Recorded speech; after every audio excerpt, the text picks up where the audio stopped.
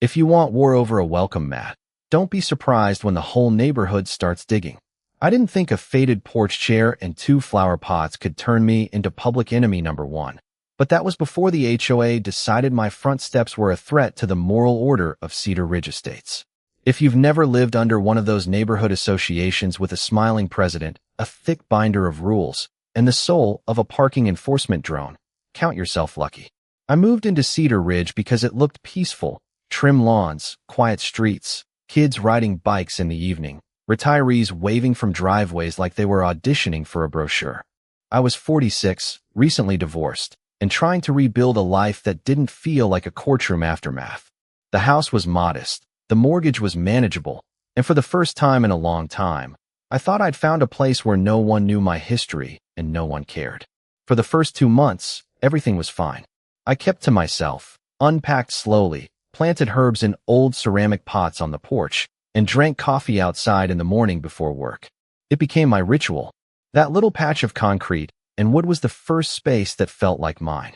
Then came the note. It wasn't even mailed. It was tucked under the edge of my doormat like some passive-aggressive ransom letter. Notice of noncompliance. According to the HOA, my porch arrangement violated community appearance standards. The chair was visibly weathered. The flower pots were mismatched. A small wooden sign by the door that said welcome was apparently rustic to the point of visual inconsistency. I actually laughed out loud when I read it. I thought maybe it was one of those overreaching, but ultimately harmless warnings people joke about at barbecues. I figured I'd ignore it for a week, then maybe repaint the chair if I felt generous. 3 days later, I got another notice. This time it came with a fine. That was my introduction to Sandra Morrow, president of the Cedar Ridge Homeowners Association. She arrived at my door that Saturday in white capri pants, a crisp navy blouse, and the kind of fixed smile people use when they've already decided they're morally superior.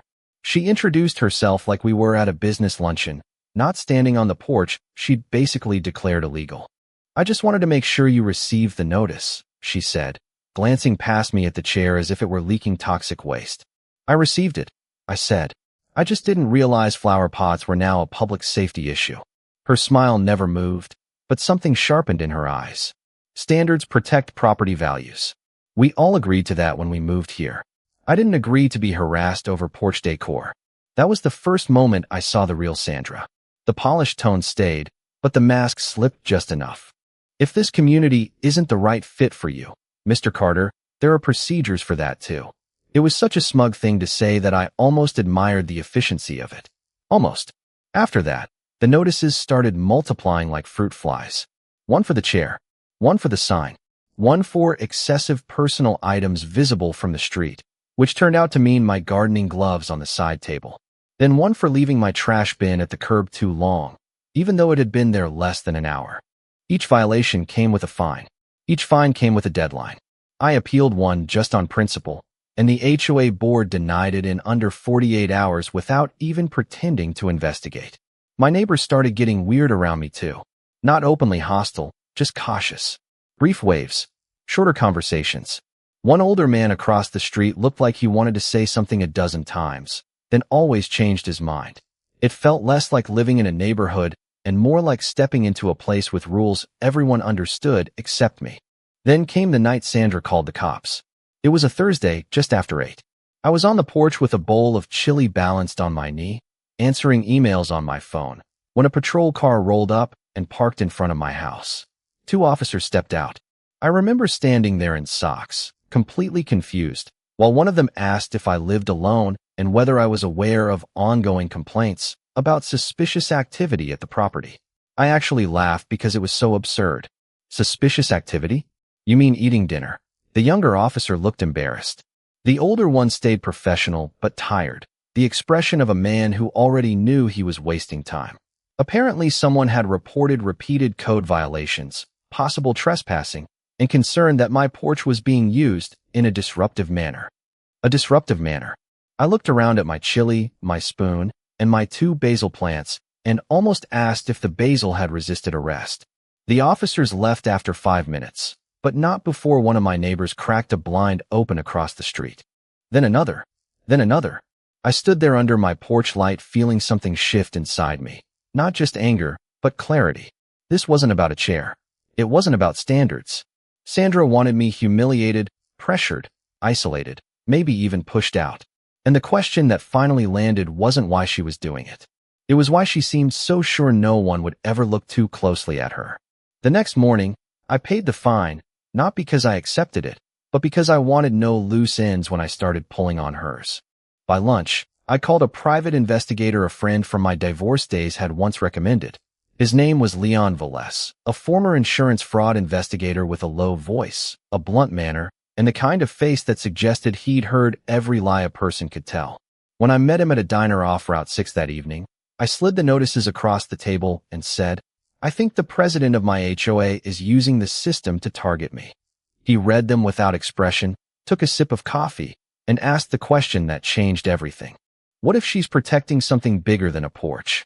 People get the meanest when they're afraid you might notice what they've buried.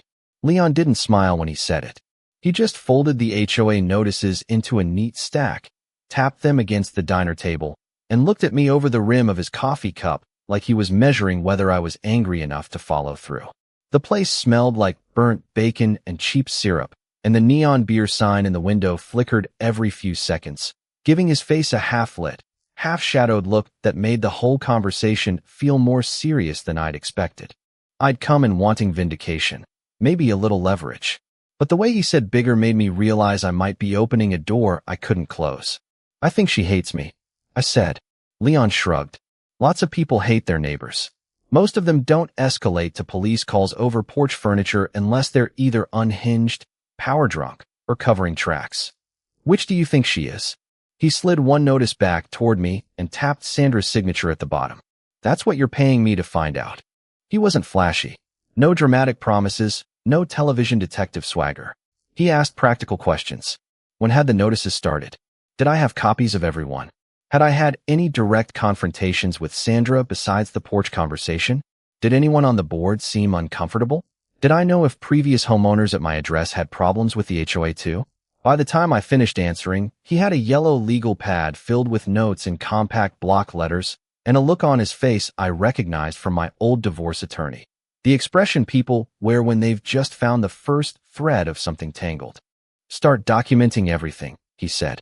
"Every notice, every fine, every time someone comes onto your property, every interaction with police. Dates, times, screenshots, photos. Don't argue with her unless you have to. Don't threaten anything. Let her keep thinking you're just annoyed." "Just annoyed?" I asked. "That's when people make mistakes." For the next week, I did exactly what he said. I turned my frustration into a paper trail. I photographed my porch from every angle. I saved every HOA email in 3 different folders. I bought a notebook and wrote down every strange thing that happened, even the small stuff that seemed petty on its own. Sandra driving by my house slower than necessary. A board member named Denise glancing away when I said hello at the mailbox kiosk. A violation notice arriving with the wrong date typed on it, then corrected in pen. It all felt ridiculous until I started seeing the pattern. The rules weren't being enforced evenly. They were being aimed. Once I noticed that, I couldn't stop. 2 houses down, the Garcias had a cracked bird bath in plain view and a rusted metal bench on their lawn. Across the street, a guy named Tom kept a pickup truck in his driveway with a faded tarp over the bed, which supposedly violated vehicle appearance standards according to the community handbook. No notices on either. No fines. No patrol cars. I started taking discreet pictures during my evening walks, feeling half paranoid and half vindicated. Then Leon called me the following Tuesday. "I did some surface digging," he said.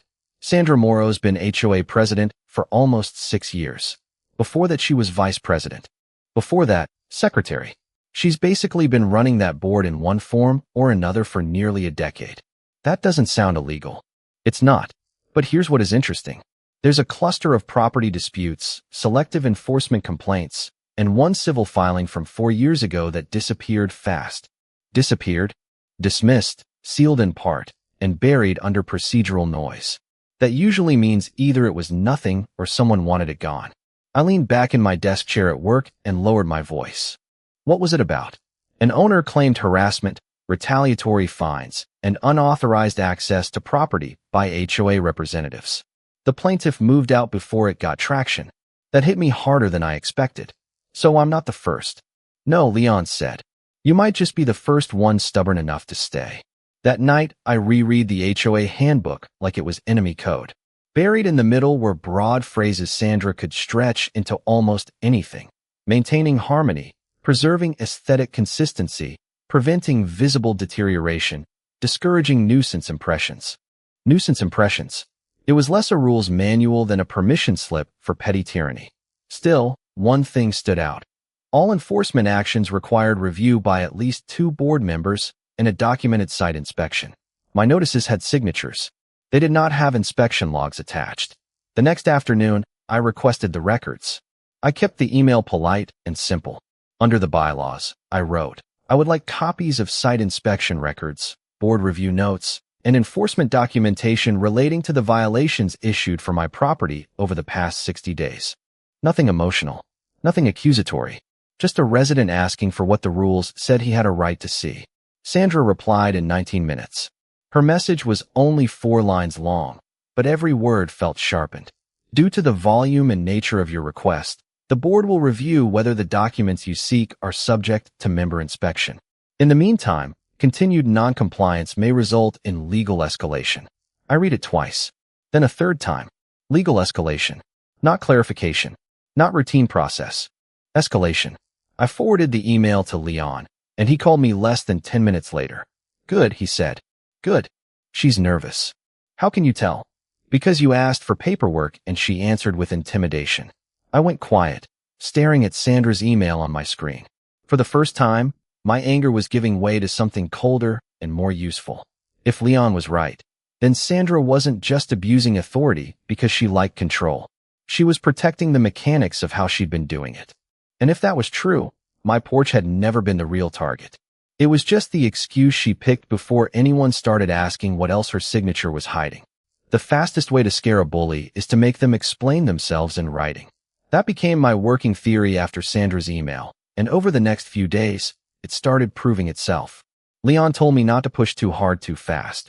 Pressure reveals things, he said. But too much pressure makes people lawyer up before they slip.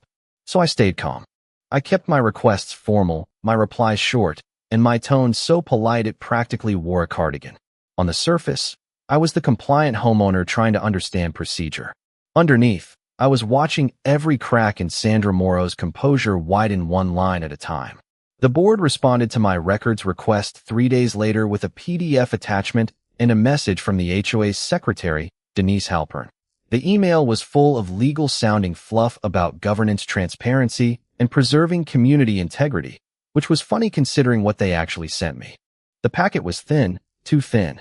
It included copies of my violation notices, a summary ledger of the fines, and a 1-page inspection certification stating that my property had been reviewed in person on 4 separate dates by authorized representatives of the association.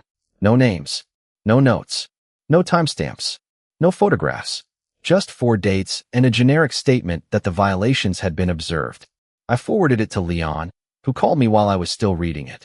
That certification was created after your request, he said. How can you tell? The file metadata. It was generated yesterday at 4:12 p.m. I sat there with the PDF open on my laptop, feeling a slow, grim satisfaction spread through me. So they manufactured documentation. Looks that way. Sloppy too. That was when Leon asked me something I hadn't considered. Do you have exterior cameras? I've got a doorbell cam. Good. Pull footage for those inspection dates. I did it that night, 1 date at a time. The first 2 clips showed exactly nothing. Mail delivery, a squirrel, one Amazon driver tossing a package with the enthusiasm of a disgruntled pitcher. No HOA representative. No inspection. On the 3rd date, Sandra did walk past my house, but she never stepped onto the property, never paused, never took notes. She was walking a small white dog and talking on her phone. The 4th date was the best of all. I had been out of town visiting my sister, and the porch was visible for most of the afternoon. Nobody came by. I sent Leon the clips. He called back with something close to approval in his voice. That's not just selective enforcement anymore. That's false certification. The next morning, I ran into Denise by accident near the community mailboxes. She was in yoga clothes, carrying 2 padded envelopes, and wearing the strained expression of someone who hadn't slept well. Normally, she gave me one of those brittle half-smiles people use when they're trying not to get involved. This time I said, quietly and without accusation, I received the inspection records. She froze for just a second. It was small, but it was there. Oh, she said. Good. I checked my camera footage. She looked down at the envelopes in her hand. I'm sure Sandra handled everything properly. That answer was wrong in a way only a rehearsed answer can be. I didn't challenge her. I just nodded and said, I hope so. When I walked away, I could feel her watching me. That afternoon, Leon uncovered the first piece of Sandra's past that made me stop pacing and sit down. It wasn't criminal. Not yet, anyway. But it was revealing. Sandra Morrow had once worked as a paralegal for a small real estate law firm about 30 minutes outside Cedar Ridge. She'd left abruptly 8 years earlier. No public scandal, no dramatic filing, just a departure. On its own, that meant very little. But according to Leon, her name appeared in court-adjacent records tied to document preparation in at least 2 contentious property matters where filings had later been challenged for clerical irregularities. Clerical irregularities? I repeated. That's polite legal language, Leon said. Sometimes it means mistakes. Sometimes it means someone got creative.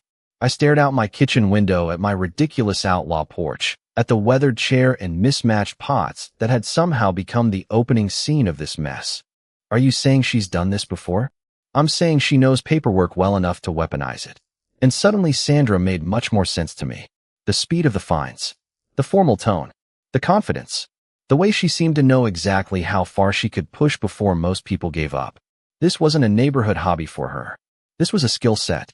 That evening, as if on cue, another notice appeared in my email. This one claimed I had failed to maintain approved seasonal neutrality on my porch display. I read it twice before realizing she was now objecting to a small orange throw pillow on the chair. A pillow. I actually laughed, but there was a desperation in the notice that hadn't been there before. The fine was larger. The deadline was shorter. It felt rushed. Then Leon texted me one sentence that shifted the ground again. Need to meet tonight. Found a connection between Sandra and the HOA attorney. We met in the same diner as before, same sticky booth, same flickering neon in the window. Leon arrived with a manila folder, set it on the table, and didn't open it right away. What I'm about to show you, he said, is where this stops being about a petty HOA president and starts touching something she absolutely does not want exposed. Then he slid the folder toward me, and on top was a legal filing with Sandra's maiden name on it next to someone else's, a name I recognized instantly because it was printed on every HOA letterhead in the community. The association's attorney. Once you realize the referee is cousins with one of the fighters, the whole match starts to look different. I stared at the filing in Leon's folder long enough that the words stopped feeling like words and started feeling like evidence. Sandra's maiden name was right there, clean and unmistakable, attached to a probate matter from more than a decade ago. And below it, listed as counsel for a related party, was Evan Pike, the same Evan Pike whose law office had been sending stern little threat letters on behalf of the Cedar Ridge HOA. Same bar number. Same county. Same signature style. Same man. What exactly am I looking at? I asked. Leon leaned back in the booth. A family connection that was never disclosed. How close? He tapped the names again. Pike is married to Sandra's older sister. I blinked. So the HOA attorney is her brother-in-law. Correct. For a second, I just sat there, hearing the low hum of the diner, the clatter of dishes from the kitchen, the scrape of someone's chair across tile 2 booths over. It was one of those moments where a dozen smaller things suddenly arranged themselves into a picture. The legal escalation threat, the speed of the responses, the confidence, the way every appeal I filed seemed dead on arrival before anyone had to pretend to review it. Sandra hadn't just been using the HOA. She'd had a built-in legal backstop the entire time. Is that illegal? I asked. Not automatically, Leon said. Undisclosed conflicts aren't always crimes. But if she's steering board action through a related attorney and residents aren't being told, and the legal pressure is being used to support false enforcement records, that gets ugly fast. Ugly fast. That was one way to put it. Leon opened the folder and showed me more. Invoice records pulled from public disclosures in a separate municipal matter. Evan Pike's firm had billed Cedar Ridge repeatedly over the past 5 years for demand letters, covenant enforcement actions, hearing preparation, lien review, and compliance consultation. The amounts weren't enormous one by one, but together they added up to a very tidy stream of money. Thousands upon thousands of dollars paid by the neighborhood to a lawyer connected to the president by family. And nobody knows? I asked. Maybe somebody does, Leon said. But if they do, they've kept quiet. That part no longer surprised me. People will tolerate a lot when it's dressed up as procedure. The next surprise came from Denise. She knocked on my door just after 9 the following evening, alone, no smile, no clipboard, no board member armor. She looked like a woman who'd finally gotten tired of carrying somebody else's lies. Her hair was pulled back carelessly, and she kept glancing over her shoulder at the dark street before I invited her in. "I can't stay," she said the moment she stepped inside. "You don't have to." She stood in my entryway with both hands wrapped around her purse strap so tightly her knuckles had gone pale. "I shouldn't be here." "Then why are you?" That made her look at me. For a second I thought she might bolt. Then something in her gave way. "Because this has happened before." I didn't say anything. I just waited. Denise took a breath. "Not exactly like this. Different targets. Different excuses. But Sandra picks people she thinks won't fight back or won't know how. She floods them with violations, pushes fines, talks about legal action, and eventually they either comply, pay, or leave." "How many?" Her eyes dropped. "At least 4 since I joined the board." "4? And the inspection records?" I asked. She looked sick. "Sometimes she writes them up herself and says the site visits were done. Sometimes she tells us she already reviewed everything with counsel and we just need to sign off." I didn't ask enough questions at first. "No," I said quietly. "You probably didn't." She flinched because it was true. Then she said the sentence I'd been moving toward without fully knowing it. "Evan tells her what language to use." I felt my jaw tighten. "The attorney." She nodded. "He drafts things in ways that scare people. Sandra says it's all legitimate because the board has authority. But there are things missing. Minutes that were never finalized. Votes that happened by email and weren't recorded properly. She keeps saying if we maintain consistency, nobody can challenge the process." Consistency. That word again. Not fairness. Not compliance. Consistency. As if repeating the same abuse neatly enough turned it into governance. "Why tell me now?" I asked. Denise swallowed. "Because she's panicking." That landed hard. "About what?" Denise shook her head once. "I don't know everything. But 2 days ago, I heard her arguing with Evan on speaker after the board call. She said, if he starts digging into the old case, we're all exposed." I stared at her. "What old case?" "I don't know," Denise said, and I believed that she didn't. But she sounded terrified. Leon came by an hour later after Denise left, and I told him every word. He didn't interrupt. He just listened, expression flat, hands folded, filing away each detail like another piece of dry kindling. When I repeated Sandra's line, if he starts digging into the old case, we're all exposed, Leon finally nodded once, slow and certain. "I was hoping I was wrong," he said. "Wrong about what?" He reached into his coat pocket, took out a folded printout, and set it on my kitchen table. "At first I thought Sandra was running a local intimidation racket with family legal backup," he said. "Now I think that's only the surface." I unfolded the paper. It was a docket entry from years ago in another county, sealed in part, difficult to trace, almost intentionally obscured by amended captions and procedural detours. Sandra's maiden name appeared in the chain. So did Evan Pike's. And in the center of it all was another name I didn't know yet, marked as the former president of a different HOA. Leon tapped that line with one finger. "This," he said, "is the hidden legal past your current president has been making sure nobody in Cedar Ridge ever connects to her. Some people don't build a reputation. They relocate before the last one catches up." That was the first thing Leon said after I finished reading the docket entry on my kitchen table. It was past 10, the house was quiet, and the porch light cast a dull amber square across the floor by the front door. The paper in my hands looked harmless enough, a dry court record, full of amended captions, partial seals, procedural notes, and the kind of legal language designed to make ordinary people stop reading by page 2. But once Leon translated it into plain English, the whole shape of Sandra Morrow's life in Cedar Ridge started to look less like community service and more like reinvention. Years before she ever showed up in my neighborhood with a clipboard smile and a binder of rules, Sandra had been involved with another homeowners association in another county. Different name, same suburban script. She hadn't been president there. Not officially. But according to Leon, she had served in an advisory role during a long-running property enforcement dispute that turned ugly enough to draw legal scrutiny. The former HOA president in that case was accused of retaliatory enforcement, improper fines, selective targeting, and using association counsel to pressure residents into settlements that may not have been valid. May not have been valid, I asked. Leon gave me the look he saved for moments when the polite version was already generous. Meaning there were allegations that signatures were pushed, notices were backdated, and some compliance actions were documented after the fact. I thought of the inspection certification they'd created for my property, complete with dates my camera footage disproved. So this isn't new. No, he said. That's the point. It's a pattern. I sat down slowly, reading the names again. Sandra's maiden name, Evan Pike. The former HOA president from the old case. A dismissed action here. A sealed exhibit there. A tangle of paperwork dense enough to hide a body, at least professionally speaking. If this was real, I said, why wasn't she exposed back then? Leon pulled out a chair and sat across from me. Because most of these cases never become clean public scandals. They become expensive, exhausting private collapses. Residents run out of money. Boards blame procedure. Lawyers bargain. Records get narrowed, settled, sealed in part, or buried in motions nobody follows.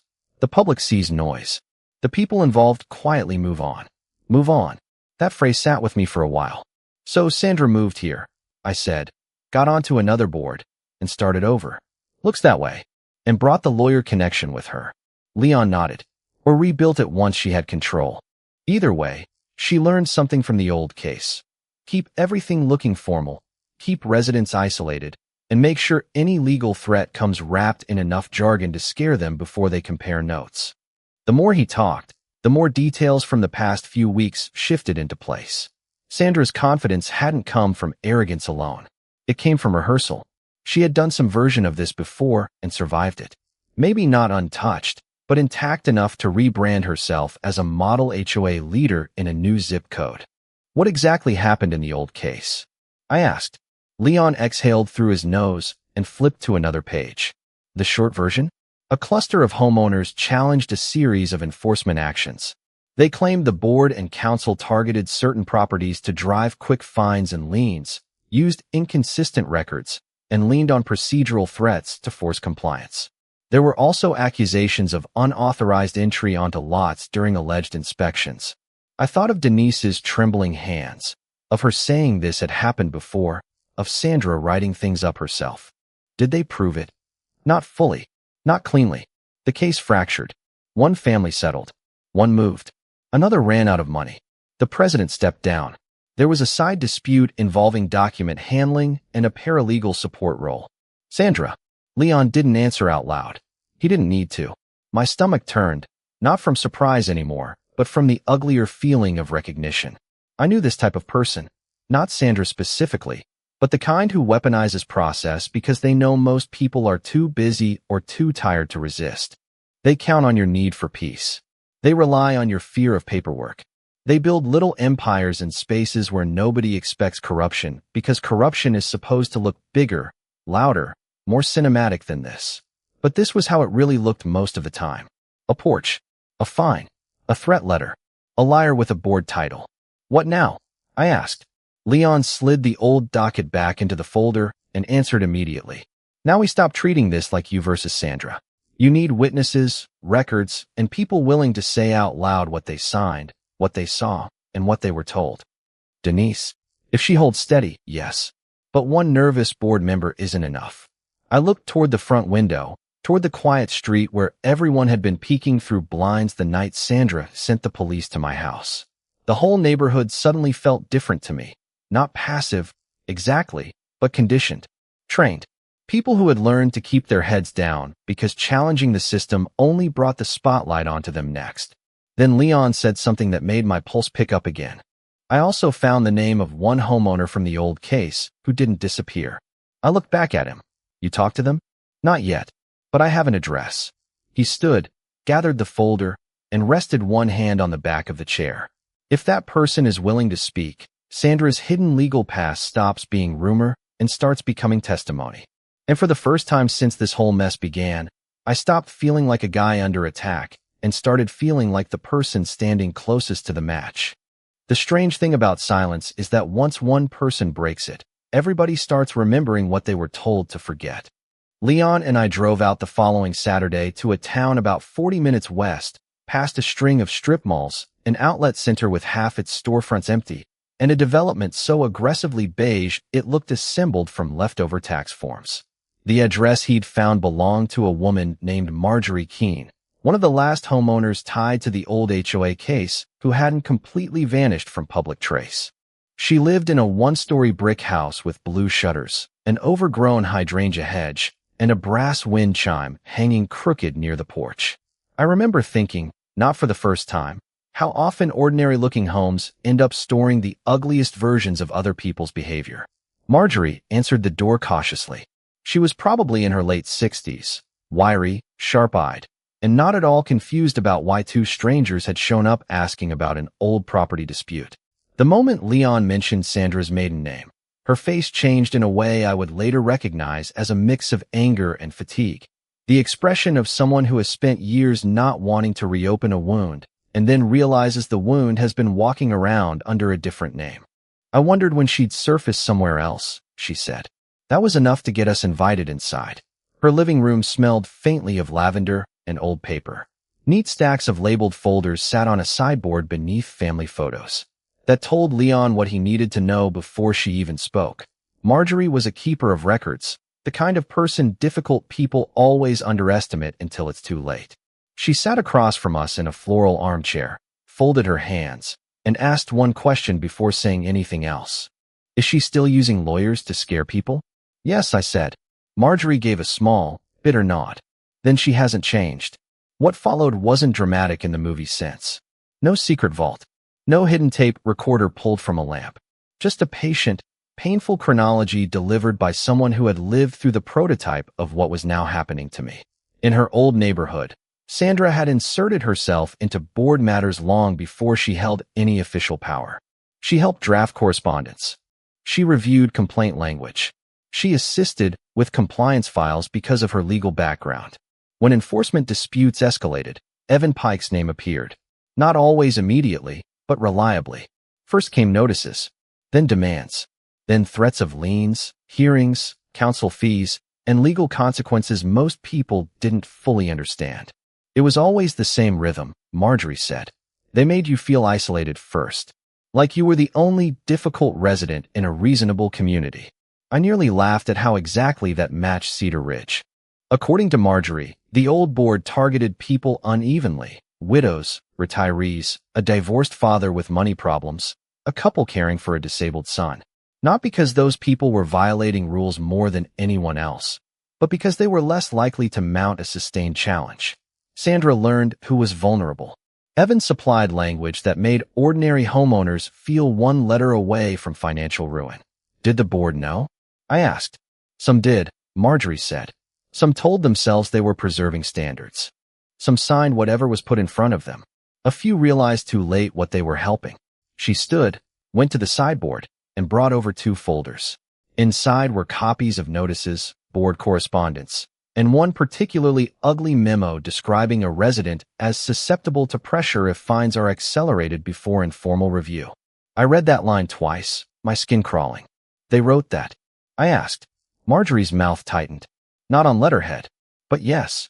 Leon was already photographing each page with his phone, methodical and silent. Then Marjorie showed us the part that mattered most. A settlement-related document from the old dispute, heavily redacted but still legible in places, referencing concerns about document reconstruction, undisclosed conflicts involving counsel, and procedural irregularities in enforcement records. It wasn't a smoking gun by itself, but paired with my camera footage, Denise's account, and the family link to Evan Pike, it stopped the past from being a vague accusation. It made it a recognizable blueprint. Why didn't this blow up back then? I asked her. Because people were tired, she said simply. And because scandal at this level doesn't look scandalous enough for outsiders. It just looks like neighbors fighting over rules. That line stayed with me all the way home. On the drive back, Leon barely spoke for the first 20 minutes. He just kept one hand on the wheel and the other resting near the folder of copied notes we'd left with more evidence than we had any right to hope for. Finally, he said, "Now we have pattern, testimony, and contemporary falsification." "You make that sound almost cheerful." "It's not cheerful," he said. "It's usable." By Sunday evening, the story was no longer just mine in my head. It had history, shape, witnesses, and apparently that pressure was beginning to reach Sandra too, because at 7:14 p.m. I got an email marked urgent from the HOA. Special executive hearing. Mandatory appearance. Potential legal referral. No subject line could have said panic more clearly. At the bottom, beneath the formal language and compliance citations, was one sentence that told me Sandra knew I was no longer just the man with the outlaw porch. Failure to resolve this matter may result in immediate action to protect the association and its officers. Its officers, not the neighborhood, not the rules. Its officers. I forwarded the email to Leon, and his reply came back in under a minute. She's not protecting the community anymore. She's protecting herself. When people in power start calling emergency meetings, what they usually mean is they've run out of quiet ways to control the damage. The executive hearing was scheduled for Tuesday at 7, in the Cedar Ridge Clubhouse, a low beige building with fake stone trim, a reception desk no one ever staffed, and a multi-purpose room that always smelled faintly of lemon cleaner and old coffee. I'd been in there once before for a holiday potluck and remembered thinking it felt less like a community center than a waiting room for polite intimidation. By the time I pulled into the parking lot that evening, every space near the entrance was already full. That was my first surprise. My second was the number of residents standing outside in loose clusters, talking in low voices that kept stopping whenever a board member walked by. People who usually offered quick driveway ways were suddenly making eye contact and not looking away. Tom with the tarp-covered pickup. Mrs. Garcia from 2 houses down. The older man across from me who had spent weeks acting like he wanted to say something and then swallowing it. Even before I stepped inside, I could feel that the atmosphere had changed. Sandra might have called the meeting, but she no longer controlled the mood. Leon had advised me not to bring him into the room. "You don't show the whole hand at once," he said. "Let them talk first. Let them commit." So I went in alone, with copies of my notices, the false inspection dates, printouts from my camera footage, and a notebook full of dates, times, and names. In my jacket pocket was a folded sheet containing the old docket reference and the family connection to Evan Pike. I didn't know yet how much I would use. I only knew I was done being the easiest person in the room to push around. Sandra was already seated at the front table with Denise and one other board member, a retired dentist named Alan Bream, who looked deeply unhappy to be alive in any setting involving conflict. Sandra wore a cream blazer and a practiced expression that said she intended to frame this entire evening as an unfortunate necessity. Evan Pike sat at the far end with a legal pad and a leather briefcase, looking exactly like the kind of attorney who billed by the quarter hour for clearing his throat. The room filled quickly. That, I don't think, was part of their plan. Sandra opened the meeting by attempting to limit attendance, citing the confidential nature of enforcement proceedings, but someone in the back, Tom, I think, said, "Then stop putting half the neighborhood through them." A few people laughed. Sandra did not. She brought the gavel down harder than necessary. "This hearing concerns ongoing violations and noncompliance relating to Lot 14. Lot 14. That was me now. Not a person, not a neighbor, just a lot." She read through the alleged violations in the tight, formal voice of someone trying to make absurdity sound administrative. Porch aesthetics. Repeated noncompliance. Hostile interactions with association representatives. Escalating concern regarding resident cooperation. Then Evan spoke, adding a layer of legal gloss about the board's fiduciary duty to enforce governing documents consistently for the protection of all members. Consistently. I almost smiled. When Sandra finished, she looked at me with that polished, pitying expression she liked to wear when she thought she had the high ground. "Mr. Carter, this board has made repeated good faith efforts to resolve this matter informally." I stood up. "That would be more convincing if any of your inspection records were real." The room changed all at once. It wasn't loud exactly, more like a tightening. People sitting straighter. A few whispers. Alan Bream's face going even paler. Sandra's eyes sharpening by a fraction before she recovered. Evan stepped in immediately. If you are alleging misconduct, I'd advise you to be very careful. I am alleging that your inspection certification list states when no one inspected my property, I said. I have camera footage for each one. That landed. Denise looked down. Alan adjusted his glasses and stared at the table. Sandra gave a brittle smile.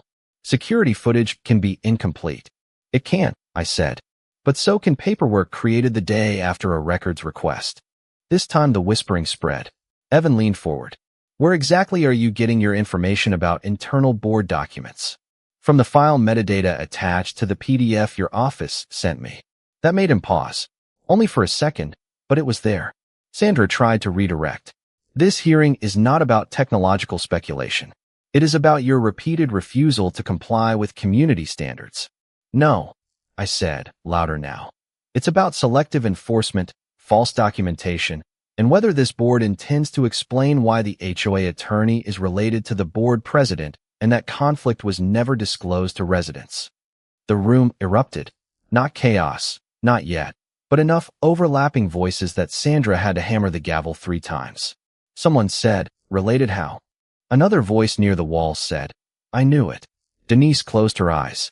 Evan's jaw tightened in a way that finally made him look less like counsel and more like a man whose evening had gone sideways. Sandra's face held for about 2 seconds, and then I saw it, the crack. Tiny, but unmistakable. The first real sign that she understood the script had slipped away from her.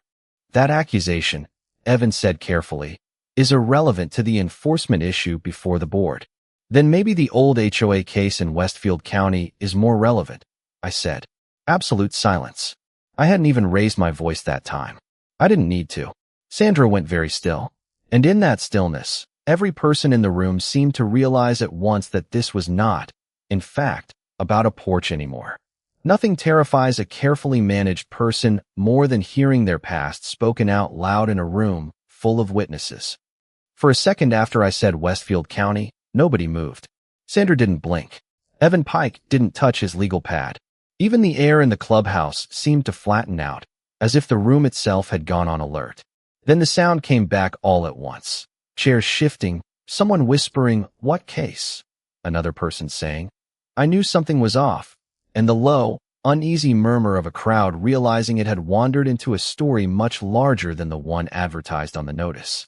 Sandra recovered first, or at least she tried to. "This hearing is being disrupted by defamatory insinuations," she said, each word clipped so tightly it sounded chewed before it left her mouth. "If residents cannot remain orderly, this meeting will be adjourned." But the old spell was broken. Once people smell fear behind authority, they stop hearing confidence and start hearing defense. Tom stood up from the second row. "No, I'd like to hear the answer," he said. "What old case?" Then Mrs. Garcia, who I had barely spoken to in more than passing hellos, raised her hand even though this wasn't school and said, "And I'd like to know why his porch got violation after violation while my broken bird bath's been sitting there for 3 years. That did it. One person spoke, then another, then another. A woman near the back said she'd gotten a warning over a garden flag, but never understood why her appeal vanished. An older man said Sandra had once threatened legal review because he left a trailer in his driveway for 2 days after knee surgery. Someone else asked why attorney fees showed up in the annual budget under special compliance support, without any explanation. It was like watching a neighborhood wake up from sedation. Evan stood, palms slightly out, trying to reclaim control through procedural tone. "This is not an open forum for generalized grievances. The board can schedule a separate member comment period." "Convenient," Tom muttered. I didn't need to say much after that. The room was doing the work for me. Still, I kept my footing. Leon had warned me about this moment too. "When the crowd turns," he said, "don't start performing. Stick to facts. Let panic come from their side." So I held up the inspection certification and said, "These 4 dates were submitted as site visits to my property. My camera footage shows no inspection on 3 of them and no board action on the 4th. If this board wants to maintain that these records are valid, say so clearly." Alan Bream looked like a man wishing for sudden medical evacuation. Denise still hadn't looked up. Sandra finally did what people like her always do when the edge is close in. She reached for process as a weapon. Documentation reviewed by counsel is privileged in part and not subject to lay reinterpretation. That sounded impressive for about half a second. Then a voice from the side wall said, "Privilege doesn't mean fake." I turned and saw the older man from across the street. Mr. Weller, the one who had spent weeks looking like he was trying to gather courage. He was standing now, hands shaking slightly, but his voice held. "My wife got fined last year when she was in chemo because our garbage cans were visible too long on pickup day. Sandra told us if we challenged it, legal costs could be added." The room shifted again, this time harder. Sandra opened her mouth, but Mr. Weller kept going. "I paid it because my wife was sick and I didn't have the energy. So yes, I'd also like to hear about that old case." There it was, the first real wound in the room, spoken by someone who had clearly carried it alone. Denise made a sound then, small but audible. She reached for her microphone, stopped, then reached again. "There are concerns," she said. Sandra snapped her head toward her. "Denise." It wasn't loud, but it had the force of a warning. Denise flinched anyway. Then, with every eye in the room on her, she did the bravest thing I had seen all month. She stopped protecting the wrong person. "There are concerns about how some enforcement records were prepared," she said, voice unsteady but clear enough, "and about whether all board procedures were properly documented." You could almost hear the structure crack. Sandra stood up, so fast her chair hit the wall behind her. "That is completely out of line." "No," Denise said, and her voice steadied as she heard herself saying it. "What's out of line is telling us to sign things after the fact." Now even Evan looked alarmed. He tried to intervene, but the residents were no longer in a listening mood. Questions came from every corner. About fines, about records, about liens, about why board votes happened over email, about whether family relationships had been disclosed, about why so many good-faith enforcement actions seemed to involve the same handful of vulnerable people. Sandra looked at me then, not like a president addressing a resident, but like a cornered person picking a target. There was real hate in it now, stripped of polish. "You did this," she said, and for the first time, I didn't mind being blamed. I met her stare and answered calmly. "No, I asked for paperwork." That line traveled through the room with surprising force. A couple of people actually laughed, not because anything was funny, but because the truth had finally become simple enough to hold. Evan began packing his briefcase. That was how I knew the night had crossed the point of no return. Lawyers don't gather their things when they think the meeting is salvageable. They gather them when they're calculating exposure. And just before Sandra reached for the gavel again, the clubhouse doors opened behind me, and Leon walked in carrying a flat document box under one arm. The moment a liar sees a box of records come through the door, you can almost hear their memory getting selective in real time. That was the exact look on Sandra's face when Leon stepped into the clubhouse carrying the document box. Not outrage. Not even surprise, really. It was something more primal than that. The instant calculation of someone realizing paper might exist in places she had assumed were safely forgotten. Evan Pike, halfway through packing his briefcase, stopped moving entirely. Denise stared like she'd just seen a rescue boat appear offshore. Alan Bream looked ready to dissolve into upholstery. Leon didn't hurry. He never did. He walked down the center aisle with the patient calm of a man delivering routine materials to an insurance audit, not walking into a live neighborhood detonation. That steadiness mattered. Panic is contagious, but so is composure, and after 20 minutes of procedural chaos, his presence gave the room a new center of gravity. "I'm sorry," Sandra said sharply before he reached the front. "This is a closed board matter." Leon set the box on an empty folding table with a soft thud. "Then you should have kept it one." A few people near the back laughed under their breath. Evan found his voice first. "And you are?" "Leon Velez," he said. "Licensed private investigator. Retained by Mr. Carter after the association initiated repeated enforcement actions and law enforcement contact over alleged porch violations." That landed exactly the way it should have. Sandra drew herself up. "You have no standing here." "Maybe not," Leon said. "But records do." He opened the box. Inside were neatly arranged folders, tabbed and labeled. Camera stills from my porch on the alleged inspection dates. Metadata printouts showing when the certification PDF had been created. Public docket excerpts from Westfield County. Copies of budget summaries reflecting recurring legal expenditures. Marjorie Keene's statement, signed that afternoon and notarized. A comparison timeline of enforcement language used in the old HOA dispute and in Cedar Ridge notices under Sandra's presidency, with entire phrases nearly identical. The room went silent again, but this time it was a listening silence. Leon didn't grandstand. He simply began laying documents out one by one.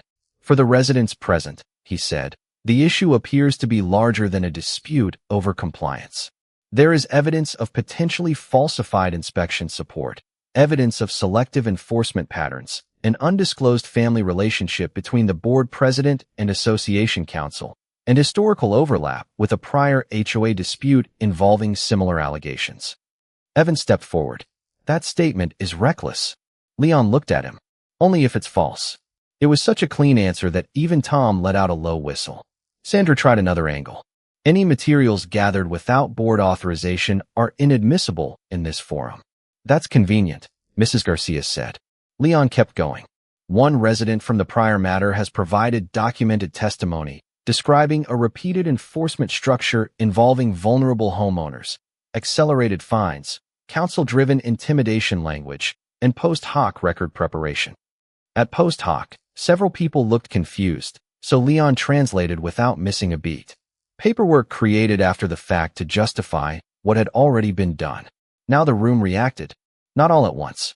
More like a wave moving through sections of people who were each connecting this to their own experience. A woman near the wall pulled out her phone and started searching through old emails. Mr. Weller sat down heavily, like anger had finally found a place to rest. Two younger homeowners in the back whispered over a printed budget someone had apparently brought from home.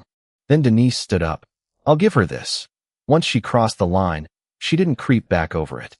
She walked to the front table, picked up one of the folders Leon had set down, and said in a voice stronger than before, the board did approve some actions without complete review.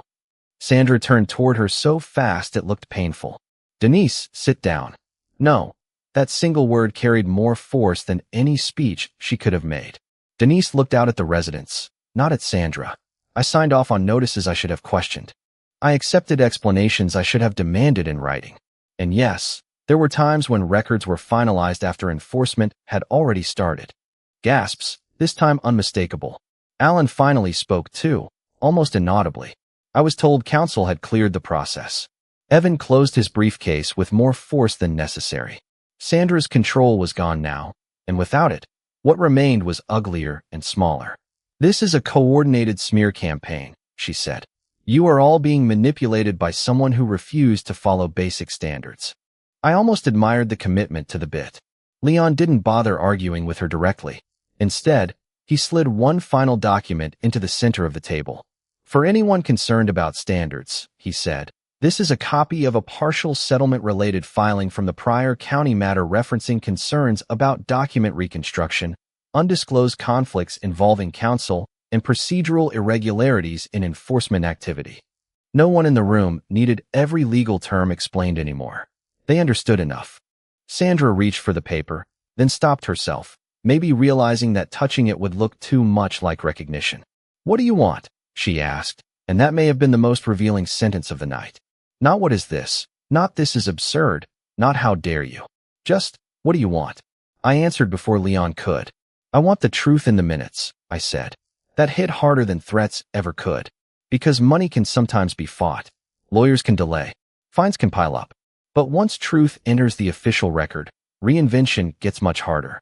Several residents began talking at once about a vote, an audit, a recall, independent counsel, emergency disclosure. The language was messy, overlapping, and imperfect, but it was civic language now, not fearful language. The neighborhood had stopped asking permission to be concerned. Sandra looked around the room and saw, maybe for the first time in years, that procedure was no longer only hers to use. And then, from the back, someone said the sentence that made the whole evening tip fully into consequence. We should call the county.